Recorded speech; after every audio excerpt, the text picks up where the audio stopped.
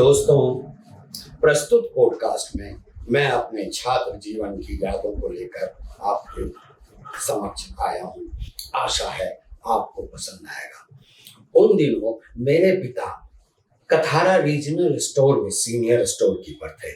वे निहायत ही कर्मठ एवं ईमानदार व्यक्ति थे, परंतु इस संसार में ईमानदार व्यक्तियों की और सिंसियर व्यक्तियों की कोई कद्र नहीं है। खाओ और खाने दो की परंपरा हर जगह व्याप्त है और इसी परंपरा के अंतर्गत मेरे पिता ने कई शत्रु बना लिए।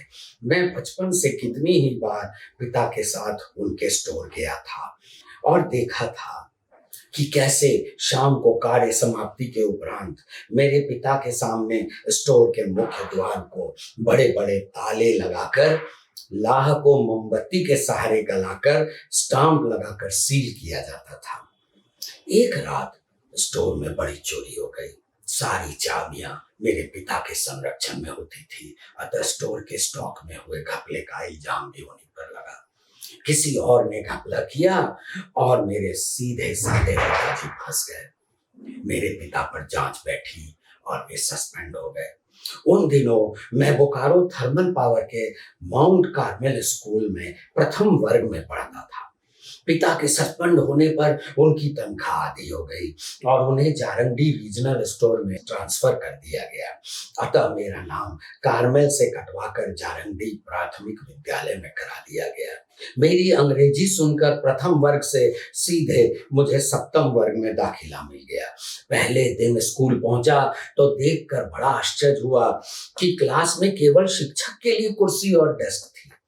छात्र फर्श पर बैठते थे तथा कोने में रखे लकड़ी उठाकर अपने सामने रखते थे तथा उसी पर कॉपी किताब रखकर पढ़ा करते थे, लिखा करते थे। एक घंटी रुई काटने की भी होती थी। यह मेरे लिए अत्यंत कठिन एवं नया विषय था।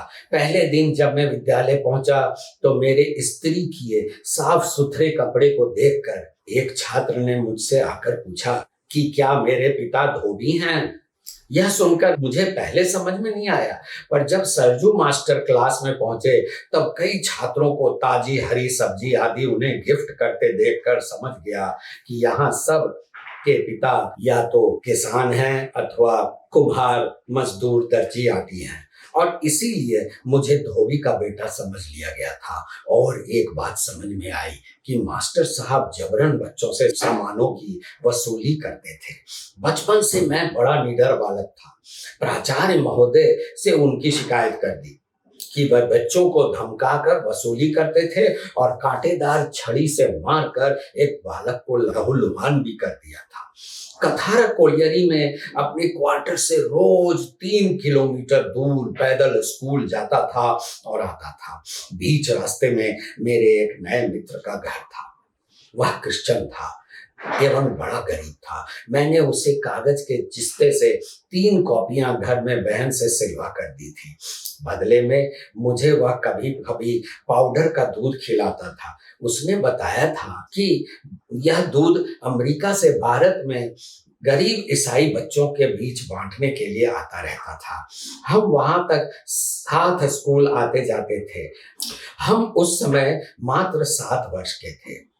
उसने मुझे सड़क पर से चुनकर महुए का मीठा फल खाने की आदत डलवाई थी। बड़े मीठे लगते थे, पर गर्म तासीर होने के कारण मुझे घर में खाने से मना किया गया, क्योंकि उन दिनों अक्सर मेरी नाक से खून बहा करता था।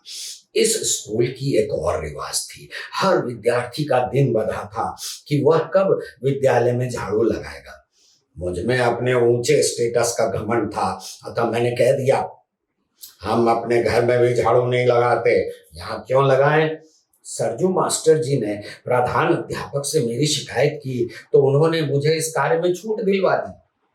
समय लगा, पर मैं धीरे धीरे इस वातावरण का अभ्यस्त होने लगा। स्वतंत्रता दिवस समीप था। मैंने अपना मिथ्या दम्भ छोड़कर सबके साथ मिलकर स्कूल के मैदान में को कंकड़ विहीन बनाया और चहरदीवारी के निर्माण में मदद की। परंतु इसी बीच मेरे पिता बेकसूर पाए गए और उनका सस्पेंशन समाप्त हुआ और दादाजी की अकस्मात मृत्यु के बाद मैं गिरिडीह आ गया। यहाँ पुनः मुझे स्थानीय कार्मेल स्कूल में चौथे वर्ग में भर्ती करा दिया गया। परंतु अपना वो एक वर्ष जो मैंने सरकारी हिंदी माध्यम स्कूल में बिताया था, उसे मैं कभी नहीं भूल पाया। आशा है आपको मेरा यह संस्मरण भी पसंद आया होगा। यदि हाँ, तो कृपया लाइक, कमेंट एवं यदि अब तक न किया हो तो सब्सक्राइब भी करें। धन्यवाद।